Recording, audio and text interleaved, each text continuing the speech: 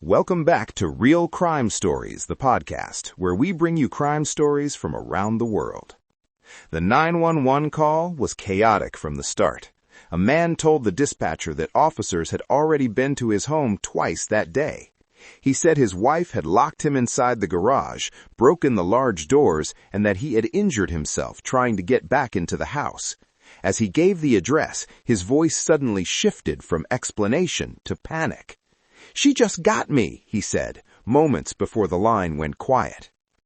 Bree Kristen Kuhn was born in May 1987 in the United States. While her exact birthplace is unclear, records show that her family lived in Pennsylvania before her parents divorced. After the separation, Bree and her older brother, Eric Jr., moved to Texas with their mother. Years later, Bree left Texas to live with her father in New York, who had begun a new life with a woman named Karen. Despite the distance, Bree and Eric remained close, bonded by a childhood marked by instability and abuse. According to Eric, their mother was physically abusive, and Bree often protected him, taking punishment herself.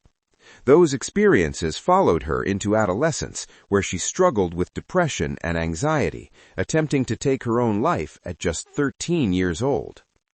Despite her struggles, Bree built a life. She attended community college and enlisted in the U.S. Navy, eventually serving 17 years at multiple duty stations. In 2009, she gave birth to her first daughter, Kaylee. After separating from Kaylee's father, Bree retained custody and allowed visitation rights on weekends. Later, she met Colin Turner, a fellow military serving member. Colin, born on December 28, 1987, was raised in a devout, close-knit family in the care of his parents, Terry and Donald Turner, alongside his sisters, Nicole and Rebecca. He was known for his warmth and deep dedication to family. Professionally, he served in the Marine Corps as an explosive ordnance disposal technician. Colin had previously been married to Casey Gottsman in 2009. That same year, they welcomed a son, who remained in Casey's custody after their separation, but was still raised with the love of his paternal family. Bree and Colin married on May 29, 2016, forming a new household with Bree's daughter, Kaylee. Colin embraced Kaylee as his own, and she quickly became a beloved granddaughter to the Turners. In April 2017, Bree gave birth to their son, John Patrick, followed by the arrival of their daughter, Lonnie, in August 2018. Colin retired from the Marines after 14 years of service. Outwardly, the family appeared stable. They settled in Gulf Breeze, Florida, a quiet coastal town. Colin retired from the Marines after 14 years and began studying electrical engineering while caring for the children at home. Bree worked at Naval Air Station Pensacola. But privately, the marriage was unraveling. Bree confided in her brother that she felt overwhelmed as the sole financial provider. Eric later recalled Colin once describing himself and Bree as narcissistic psychopaths. Eric urged her to leave the relationship, but Bree hesitated. Bree feared losing custody of the children, worried her mental health history and Colin's family's financial support would work against her. In April 2021, Bree attempted suicide again, overdosing on pills and alcohol while on the phone with Eric. When Eric realized what was happening, he contacted Colin, who was home at the time, but did not take any action to help her. Eric called emergency services. Bree was hospitalized twice in psychiatric facilities over the following months. First, she was hospitalized for 10 days and was later taken for another long month in the facility. During recovery, she reported job stress and interference from Colin, but never publicly accused him of abuse. She entered intensive outpatient treatment and returned to work under limited duty status. In the weeks leading up to the tragedy, Bree began seeking legal advice.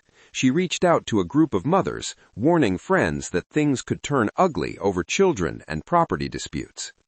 On September 8, 2021, she called 911, reporting a domestic dispute with her husband at their home. Officers arrived to find Colin calmly seated in a beach chair. He told them Bree had firearms inside the home and that he also owned a gun in his truck. When officers asked where Bree was, he told them she was inside. As the officer entered, Bree and Colin's young son approached, curiously asking about the equipment on the officer's belt.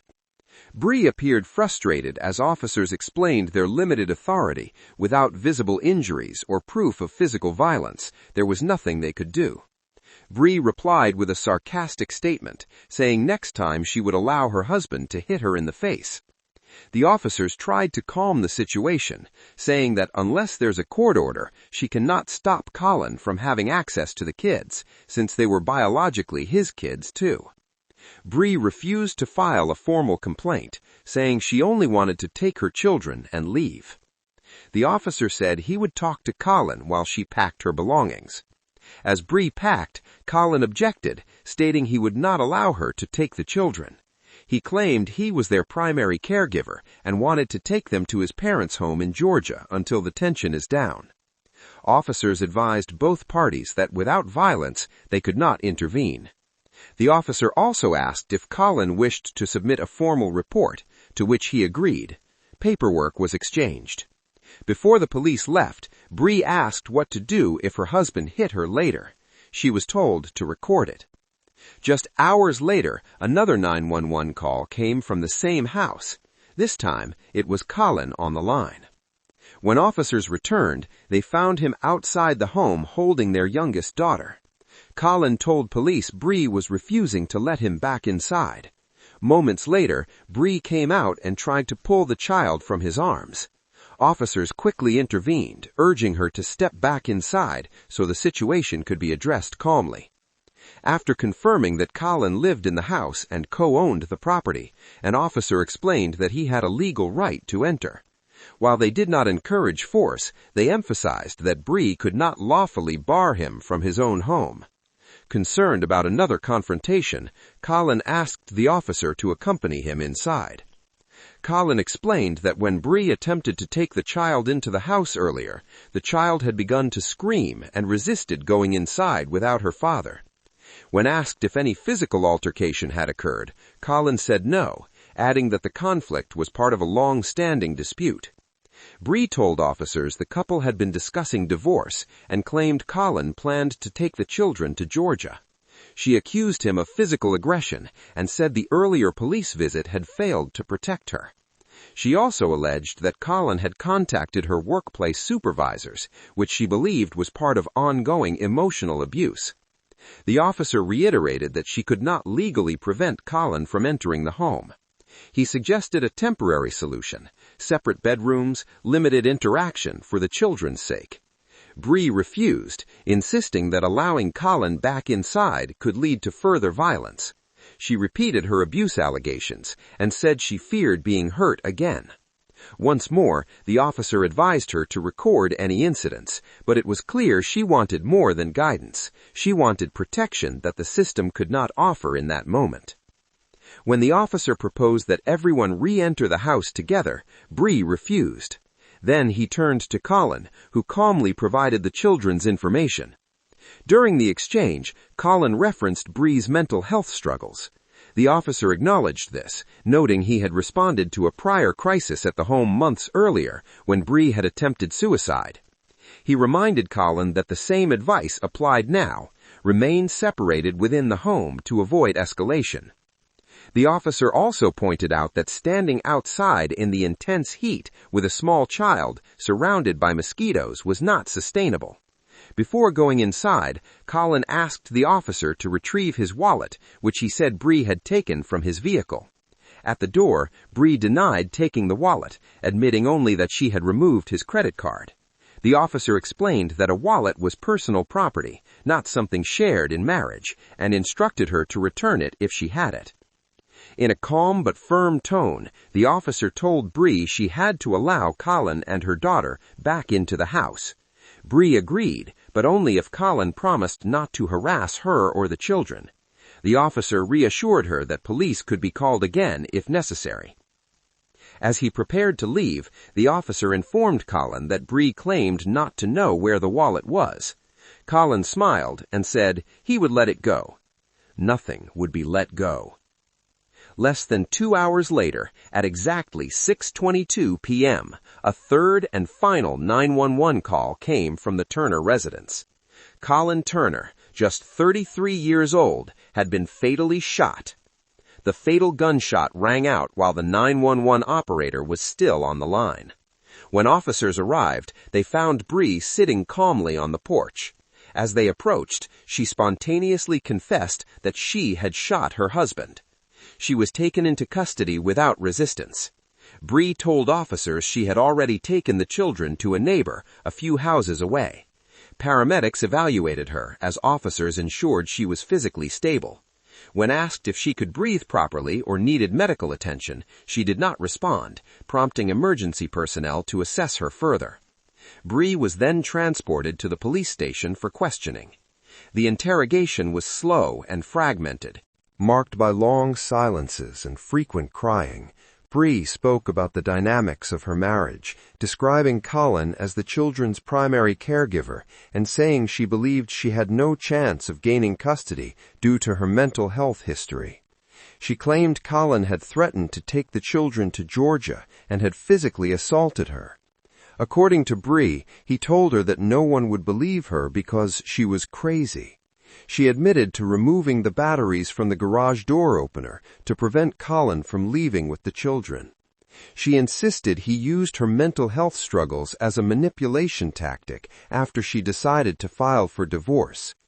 Bree told investigators she had a legal appointment scheduled for the following day.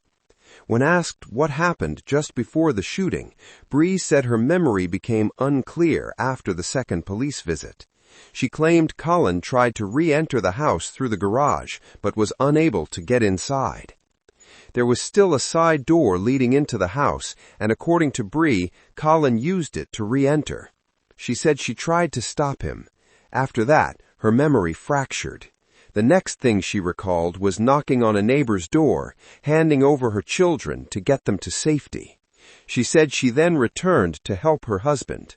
Investigators pressed her for clarity. They needed a sequence that made sense. Bree could only offer pieces. She said she went back into the garage and saw blood everywhere. Throughout the interrogation, Bree repeatedly asked to call her father. Eventually, detectives allowed it. The call lasted 18 minutes and was consumed mostly by sobbing. Her father tried to steady her, telling her she would likely spend the night in jail. He urged her to reach out if she felt like harming herself again, and reminded her that things could still improve, that she needed to hold on and look for light at the end of what felt like a tunnel with no exit. Near the end of the call, Bree asked if her father could take custody of her 2 youngest children. He did not give her a definitive answer, saying that it would need to be discussed with Colin's mother. He also encouraged her to cooperate with a public defender if necessary, at least until a better legal option became available.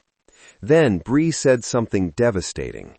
She told her father she didn't know what was worse, knowing Colin was dead or knowing that she was the one who had killed him. 1 month later, in early October 2021, a Santa Rosa County grand jury indicted Bree Kuhn on a charge of first-degree premeditated murder in the death of her husband, Colin James Turner. At that time, prosecutors had not yet announced whether they would seek life imprisonment or the death penalty. On October 16th, Colin's family and friends gathered for a military funeral honoring his 14 years of service in the United States Marine Corps. The folded American flag was presented to his eldest son, Brody Turner. Colin's younger children, now without either parent, were taken in by their paternal grandparents, who embraced them and began the impossible task of helping them heal. After nearly 3 years of delays, on Tuesday, September 24, 2024, the long-awaited trial of Bree Kuhn, now 37, began in Santa Rosa County Courthouse. The prosecution framed the shooting as a cold, deliberate act. They methodically walked the jury through the events of September 8, 2021, arguing that Bree had intentionally ended her husband's life after a day of escalating conflict. The defense offered a starkly different narrative. They argued that Bree was a victim of battered woman syndrome, subjected to years of psychological and emotional abuse by a husband they claimed had grown increasingly unstable after suffering a traumatic brain injury during his military service. They maintained that Colin posed a serious threat to both Bree and the children. Over 4 days, the jury heard testimony from numerous witnesses. Body camera footage from responding officers was played in full, capturing each police interaction that day. Jurors heard Bree's biting sarcasm, Colin's measured calm, and finally, the chilling 911 call in which gunshots were heard live. Every responding officer testified. One confirmed he had previously responded to the home months earlier, following Bree's suicide attempt. Another described the crime scene in detail: the garage, the blood, Colin's body slumped in a chair, the weapon resting nearby in its holster. A crime scene analyst presented photographs showing where Colin had been found, seated on a portable cooler, far from the home's entry point, consistent with a stationary victim. Beneath his body were shell casings, bullet fragments, and Colin's phone, still connected to the 911 operator. Prosecutors introduced prescriptions tied to Bree's ADHD and mental health treatment, along with testimony from Cray Forum, her supervisor at Naval Air Station Pensacola. Forum testified that Bree was on limited duty due to mental health concerns and had failed to report to work on the day of the shooting. He told the court that Colin had called him that day, claiming Bree had cut off access to family finances and sabotaged household electronics. He also said Bree had missed therapy sessions and that he was considering taking the children to Georgia. Forum described Colin as calm and composed during the call. He offered Colin contact information for a family counselor. Later, Forum spoke with Bree, who insisted her husband was lying and planning to take the children unfairly. On the second day of trial, the prosecution called forensic pathologist Dr. Diana Oleski to testify. Although she had not performed the autopsy herself, the original medical examiner had died in a car accident before trial. Dr. Oleski reviewed the findings and presented the conclusions. Colin Turner was shot 4 times. All of the gunshots entered from behind. The bullets entered Colin Turner's body from behind, striking between his shoulders and upper chest. One especially devastating round traveled from his left shoulder, exited through the side of his neck, and ultimately lodged in his right wrist. The cumulative injuries were catastrophic: punctured lungs, fractured ribs and cervical vertebrae, a ruptured spleen, spinal cord damage, and trauma to the pericardium, the protective membrane surrounding the heart. Dr. Diana Oleski testified that once the pericardium was breached, Colin would have survived only a matter of minutes. When questioned by the defense about Colin's claim during the 911 call that Bree had tried to break his arm, Dr. Oleski stated there was no medical evidence to support that assertion. Next, the prosecution called Eric Kuhn, Bree's brother. Eric described being on the phone with his sister months earlier when she attempted suicide, saying she told him she had taken pills with alcohol. He testified that when he alerted Colin, there was no apparent urgency or concern, and that Colin did not call for help. Eric said he was the one who contacted emergency services.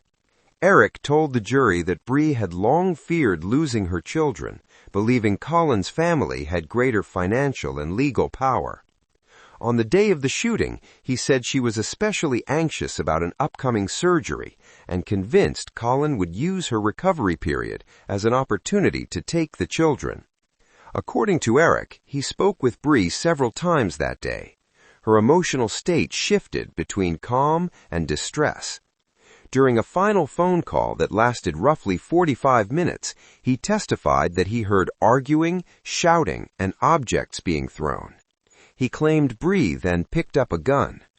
When pressed on how he knew this, Eric hesitated before saying he believed Bree had told him. Eric testified that he begged his sister to leave the house with the children. She did not. The last words he said he heard were Bree's, "You're not going to take the kids."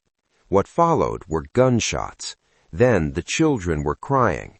Then Bree's voice repeating, "Oh my God, I killed him. I have to call the police." Under cross-examination, Eric's testimony became less certain. Prosecutors highlighted inconsistencies between his courtroom statements and what he had previously told detectives in Pennsylvania. Eric claimed his original interview had not been recorded. The detective disputed that claim. With that, the prosecution rested. The defense had initially indicated it would call both a mental health expert and Bree herself to testify in support of a battered woman syndrome defense. Instead, neither took the stand. No public explanation was given. The defense's final witness was James, Bree's ex-husband and the biological father of her eldest daughter, Kaylee.